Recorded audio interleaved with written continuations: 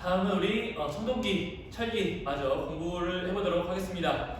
사실은 지금 곧 1학년 입학식이 있어가지고 이게 언제 또 막 뭐가 울릴지 모르겠는데 일단은 하겠습니다. 네, 진도를 빼야 돼서 네, 하나 정정하고 먼저 시작하겠습니다. 아까 단문이라고 하고 이거 아니고 미문이라고 했는데 따로 또 설명 안 했더라고요. 보니까 단문이는 신석기 때 거예요. 대표적인 게 빗살무늬 독이고 그다음에 추가적으로 덧문이랑 다른 것들이 있는데요. 참고만 해두시고요. 청동기 때 대표적인 것은 민무늬 독입니다. 민무늬 독이 민무늬 무늬가 없는 거라고 생각을 하면 되겠습니다. 이쪽 공부한 지 가르쳐 본 지가 오래돼가지고 조금 헷갈렸습니다. 미안해요. 네, 민무늬가 청동기 시대의 대표적인 유물이다. 이렇게 체크하고 넘어가면 되겠습니다. 자, 아무튼 우리는 청동기 시대를 맞이하게 되는데요. 이 청동기를 어떤 특징으로 우리가 설명할 수 있느냐, 다양하게 설명할 수 있지만 가장 중요한 것은 계급의 발생이었어요. 왜? 사유재산이라고 하는 거. 이걸 가지고 이제 권력화하는 거지. 빌려주면서 못 갚는 노예 이거예요. 그렇게 신분제가 만들어지고 이게 점점 커지는 거예요. 내가 저놈도 노예로, 저놈도 노예로, 이 지역을 노예로 이렇게 만드는 거지. 그러면서 점차 국가라고 하는 커다란 규모의 집단이 만들어지게 됩니다. 그치. 그리고 이 국가는 다른 지역, 다른 곳으로 더 진출하기 위해서 싸우죠. 내 밑으로 안 들어올 거야? 그러면 죽던지 마음대로 해 이렇게 하는 거지. 그러면서 활발한 정복 전쟁이 일어나게 되겠죠. 그렇습니다. 그런 사회가 찾아옵니다. 마치 지금의 우크라이나, 러시아 이런 상황과도 계속 연결이 되는 거겠죠. 이 인간의 욕심이라고 하는 거. 그렇습니다. 그러면서 이 한반도 땅에 그리고 만주 지역의 최초의 국가 바로 고조선이라는 나라가 등장을 합니다. 우리가 이 고조선을 볼 때는요, 단군왕검이 세웠다 이런 것도 다 중요하지만 이 고조선의 세력 범위 먼저 체크하겠습니다. 대체 어디부터 어디까지 점령을 했었느냐 이런 것들. 우리 한반도의 최초 국가라고 해서 한반도를 다 차지한 게 아니에요. 이 만주 지역과 한반도 북부 지역만을 차지합니다. 그 남쪽에는 다른 나라가 있었습니다. 이렇게. 자, 그 범위를 알려주는 게요, 탁자식 구행돌이랑 비파형 동검이에요. 이거 너무 중요하네. 이 두 가지는 중요합니다. 고인돌 그리고 비파형 동검 이 두 개로 따지는데요. 탁자식 고인돌은 이런 거예요. 여기 위에 있는 돌이 큰 거, 그리고 그 밑에 두 개가 같이 보이는 거. 남쪽은 조금 다르거든요, 형태가. 아무튼 우리 이거를 탁자식 고인돌이라고 하는데, 요 고인돌의 범위 그리고 이 비파형 동검의 범위 겹쳐요. 그래서 우리가 이것을 근거로 해서 이게 바로 고조선의 범위구나 이렇게 판단을 합니다. 네, 그렇고요. 네. 그 다음에 이 단군 신화의 내용이 있어요. 신화의 내용을 읽어보니까 어떤 내용이 있냐면은 무슨 하늘에서 내려왔대. 하늘에서 내려와서 거기 있는 사람들 쫙 다스린대요. 자, 우리가 이것을 선민사상이라고 합니다. 실제로 내려오진 않았겠죠. 근데 마치 자신의 부족을 다른 부족과 구별을 짓고 우리가 짱이야 이렇게 만들고 싶은 거야. 그러니까 우리는 하늘에서 왔어. 하늘이 우리를 선택을 했어. 바로 이런 사상이고요. 이게 신화 내용에 나와 있어요. 어디서 누가 환인, 환웅 이러면서 그런 내용들이 선민사상이고요. 널리 인간을 이롭게 한다. 우리 홍익인간이라고 합니다. 이 내용도 적혀 있고, 그다음 농경사회임을 알려주는 요소가 있어요. 신하들 몇 명이랑 같이 내려오는데 그 신하들의 이름이 우백, 운백 이렇게 비, 구름 이런 것들을 다스리는 신하들이래. 이게 왜 하필 이런 신하들을 데리고 왔을까 봤더니만 다 농업에 굉장히 중요한 요소들이네. 굳이 이런 신하들을 데리고 온 이유는 농업 사이였으니까 라고 하는 것을 또 확인할 수가 있습니다. 그 다음 무슨 곰을 믿는 부족, 호랑이를 믿는 부족 이런 애들이 막 찾아와서 인간이 되겠다 이러면서 마늘과 쑥을 먹었다고 되어 있죠. 이런 내용들은 토테미즘적인 요소가 남아있다라고 볼 수가 있고요. 그 다음 제정일치란 말이 등장을 합니다. 조금 어려운 말이네.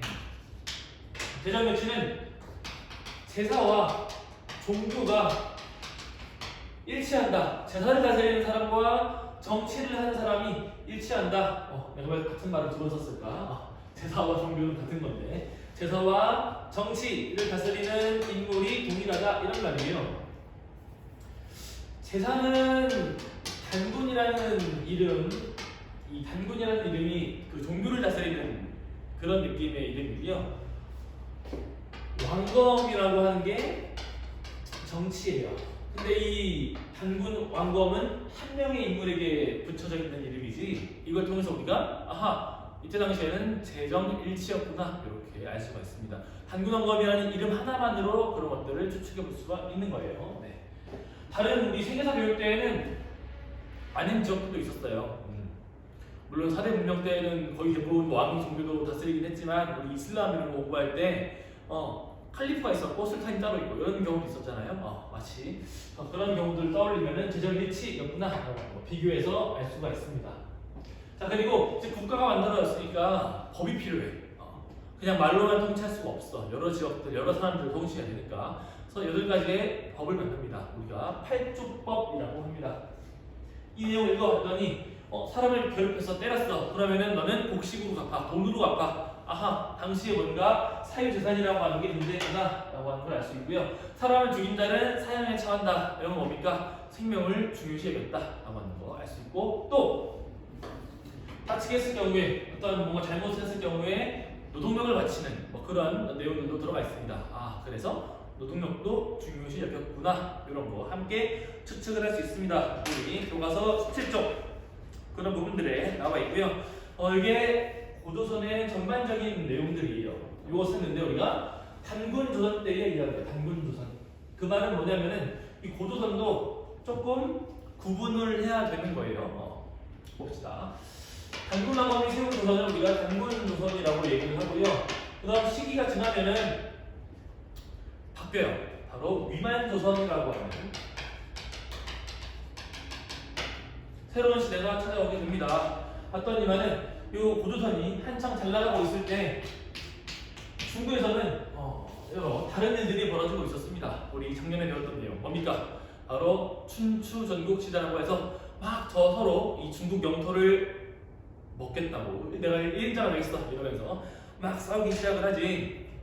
그러던 와중에 연나라 출신의 위만이라고 하는 사람이 죽겠다 이러면서 고조선으로 넘어갑니다. 귀화를 한 거예요. 위만이 귀화를 한 거지. 난 이제 조선 사람으로 살아가겠다. 그러면서 이제 당시 고조선의 왕이었던 준왕이 이 위만을 다른 곳으로 보냅니다. 오케이, 너는 우리의 신하니까 저쪽 변방 가서 다스리고 있어라 이렇게. 근데 얼마 지나지 않아서 이 위만은 그냥 온 사람이 아니었어. 세력을 쌓았다가 이쯤 되면은 내가 쿠데타를 일으켜가지고 정권을 밀어버릴 수 있겠다 이렇게 생각을 하고 다 갈아치워 버립니다. 그리고 위만이 집권을 한 거지. 왕검성이라고 하는 당시 고조선의 수도였던 왕검성을 함락을 하고요. 다시 새로운 조선을 이끌어가게 되는 거예요. 자, 위만은 한창 중국에서 막 경쟁을 하던 그런 모습들을 겪다가 오는 거예요. 그러니까 이러다가 고조선 지금 이렇게 놀고 먹고 있는데 이렇게 가다가 안 된다. 확실히 빨리 뭔가 발전할 수 있는 기반을 마련해야 한다. 그래서 두 가지 너무 중요한 거. 첫 번째는 철기를 빨리 수용을 해야 한다. 그렇죠? 당시에는 아직 이 장군조선은 청동기 사회였어요. 청동기는 사실은 제사용으로 쓰였지, 그렇지? 그리고 두 번째는 어떤 특징이냐면은 무뎌요, 약해. 그래서 칼로 쓰거나 농기구로 쓰기에는 조금 부족해요. 그래서 여전히 사람들이 싸울 때에는 돌을 갖고 싸웠단 말이야. 석기, 간석기 이런 걸로. 근데 그거 돌 같은 경우에는 재련을 하기가 어려워요. 근데 이 철은 어떤 특징이 있느냐? 철은 돌보다 만들기가, 가공하기가 쉽고 뭐보다 청동기보다는